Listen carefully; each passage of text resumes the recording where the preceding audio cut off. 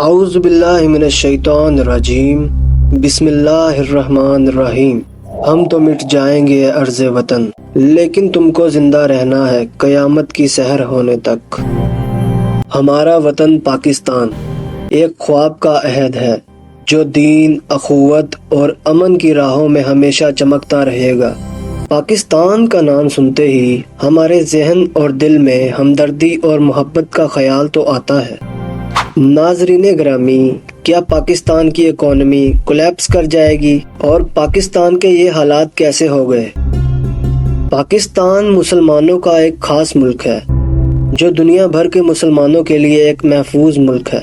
پاکستان دنیا بھر میں ایک خاص مقام رکھتا ہے جس کی اصل بنیاد کچھ خاص جہادیوں کی محنت اور قربانیوں پر مبنی ہے۔ دوستوں، پاکستان کا دفاع ہمیشہ سے ہی مسلمانوں کی عزت و وقار اور آزادی کا لباس ہے۔ جیسے کہ 1965 اور 1971 کی جنگ میں جوانوں نے دشمن کو شکست سے دوچار کیا اور اس عظیم قوم کی عظمت کو برقرار رکھا۔ دوستوں، آج بھی ہمارے شیر جوان کسی بھی خطرے سے نمٹنے کے لیے ہمیشہ تیار ہیں۔ یہ ایک ایسی اسلامی ریاست ہے جہاں خاص طور پر مسلمانوں کا مکمل دینی اختیار حاصل ہے اور پاکستانیوں نے ہر قدم پر اپنے دین کے لیے سر توڑ محنت کی ہے۔ السلام علیکم دوستو، فیکٹ سویم میں خوش آمدید۔ آج ہم بات کریں گے ایک مختلف اور اہم ٹاپک پر، پاکستان میں ترقی اور اس کی اصل رکاوٹ، جس کی وجہ سے پاکستان آج دنیا سے بہت پیچھے رہ چکا ہے، جہاں پر بہتری کی امید بھی نظر نہیں آتی، لیکن امید پر تو دنیا قائم ہے۔ اگر آپ کو ویڈیو پسند آئے تو لائک اینڈ سبسکرائب ضرور کریں اور نوٹیفیکیشن بیل پر کلک کر دیں تاکہ کوئی اہم ویڈیو آپ سے دور نہ رہے۔ جزاک اللہ۔ بغیر اس کے ممکن ہی نہیں شناخت میری، میرا وطن میرے شجرۂ نسب کی طرح ہے۔ سب سے پہلے ہم تاریخی حالات کی طرف جائزہ لیتے ہیں۔ پاکستان نے بہت سا عرصہ سیاست، فوجی کارروائیاں اور علاقائی جھگڑوں کے درمیان گزارا ہے۔ یہ تاریخی واقعات اس ملک کے مستقبل پر بہت خطرناک حد تک اثر ڈال چکے ہیں۔ آج کے دور میں لوگ کھانے کے لیے ایک دوسرے سے لڑ رہے ہیں اور آٹا خریدنے کے لیے بھی ذلیل و خوار ہو رہے ہیں۔ پاکستان کے پیچھے رہ جانے کی اصل وجہ یہ بھی ہے کہ یہاں پر کسی بھی سیاسی جماعت کو مکمل مدت کے لیے حکومت نہیں کرنے دی جاتی، جس کی وجہ سے کوئی بھی سیاسی جماعت اپنے فیصلے خود نہیں کر پاتی اور نہ ہی پاکستان کے مستقبل کے لیے کوئی خاص فیصلہ کیا جاتا ہے۔ اس وقت پاکستان کو ایک اچھے اور بہترین لیڈر کی ضرورت ہے جو پاکستان کو اس دلدل سے نکال سکتا ہے۔ پیارے دوستوں، ویسے اگر سٹیٹس کو دیکھا جائے تو پاکستان کو ہر الیکشن سے پہلے معاشی مسائل کا سامنا کرنا پڑتا ہے، مگر ایسا کیوں ہے دوستوں؟ کیا سب مسائل الیکشن کے پاس ہونا ضروری ہیں؟ جیسا کہ آپ سب جانتے ہیں کہ پاکستان کو ان حالات تک پہنچانے والے کون لوگ ہیں، لیکن اگر آج بھی ہم بحیثیت قوم اپنے آپ سے اور اپنے ملک سے پیار کرتے ہیں تو یہ سوچنا چاہیے کہ اب ہم سب کو ایک پیج پر آ جانا چاہیے، یا پھر ایسے ہی ایک غلام قوم بند کر رہے، کیونکہ فیصلہ ہم لوگوں کو ہی کرنا ہے۔ جیسے کہ کچھ طریقوں پر تو ہمیں لازمی عمل درآمد کرنا چاہیے اور کروانا چاہیے۔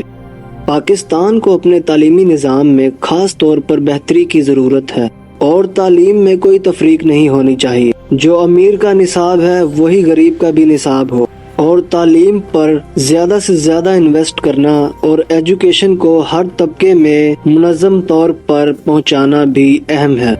معاشی ترقی کے لیے صحیح پالیسیز کو امپلیمنٹ کروانا ضروری ہے۔ اصل میں قرضے کو کنٹرول میں رکھنا اور اسمال اور میڈیم سائز بزنسز کو سپورٹ کرنا اور انکم ڈسٹریبیوشن میں انصاف کرنے کے لیے بہت اہم سٹیپس لینا ترقی کے لیے بہت ہی زیادہ ضروری ہے، جس سے ہم غربت کو کنٹرول کر سکتے ہیں۔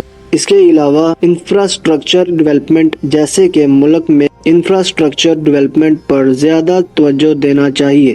بیٹر ٹرانسپورٹیشن، انرجی اور کمیونیکیشن نیٹ ورکس بنانے سے ناٹ اونلی اکنامک ڈیولپمنٹ ہوگا بلکہ یہ بھی آسانی سے ہوگا کہ ملک میں لوگوں تک بیسک سروسز پہنچائی جائیں گی، اور سوشل ویلفیئر پروگرامز جیسے کہ غریبی اور سماجی مسائل کو حل کرنے کے لیے افیکٹو سوشل ویلفیئر پروگرام کو پروموٹ کرنا چاہیے۔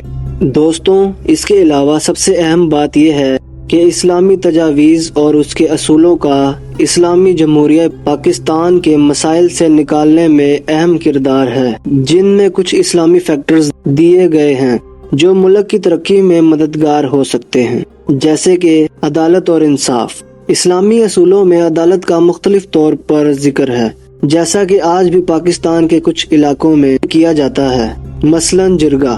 پاکستان کو اپنے قانون اور انصاف کے نظام میں سدھار کی اشد ضرورت ہے تاکہ ہر شخص کو انصاف ملے اور سیاست میں صاف نیتیوں کا استعمال ہو۔ اسلامی اصولوں کے مطابق حلال مال کا صحیح استعمال اور غریبوں کی مدد کرنے میں زکوٰۃ اور صدقہ کرنا بہت ہی زیادہ اہم ہے، اور ہماری گورنمنٹ کو بھی اس طور پر سوشل ویلفیئر پروگرامز کو پروموٹ کرنا چاہیے۔ مسلمانوں کا اہم عقیدہ توکل مطلب اللہ پر یقین۔ اسلامی طریقے سے اللہ پر بھروسہ ایک اہم اصول ہے۔ پاکستان کو اپنے ارادے کو بہتر بنانے اور مسائل کا حل نکالنے میں اللہ پر بھروسہ رکھنا چاہیے۔ بے شک اللہ ہی بہتر کارساز ہے۔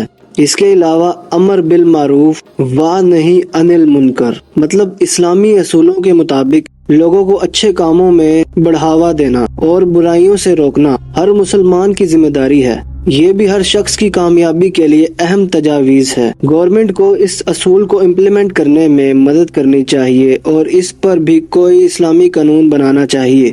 دوستوں، ان اسلامی فیکٹرز پر عمل کر کے پاکستان اپنے مسائل کا حل تلاش کر کے ترقی کی طرف بآسانی بڑھ سکتا ہے۔ اسلامی اصولوں کی روشنی میں عمل کر کے ایک عادل، انصافیہ اور ترقی پر مبنی سوسائٹی کا قائم کرنا ممکن ہے۔ دوستوں، یہ تھا ہمارا آج کا ٹاپک۔ اگر ویڈیو اچھی لگی تو ایک لائک ضرور بنتا ہے۔ شکریہ۔